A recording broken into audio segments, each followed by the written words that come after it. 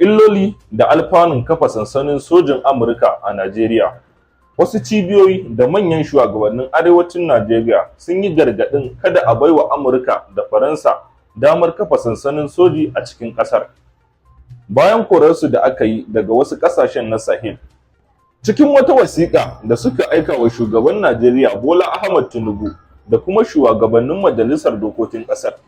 Cibiyoyin da shugabannin sun ce kada gwamnatin Najeriya ta bayar da kai bori ya hau. A baya-bayan nan ne wasu ƙasashen yankin Sahel suka yanke alaƙarsu da ƙasashen yamma, inda suka kori dakarunsu daga ƙasashensu tare da karkata alaƙarsu zuwa ga Rasha. Tuni Faransa ta kwashe sojojinta kimanin 13,000 daga yankin Sahel, yayin da a ɓangaren Amurka kuma akwai sojojinta kimanin 1,000 da har yanzu suke Nijar. Sai dai bayanai daga Amurka na cewa suna son kwashe sojojin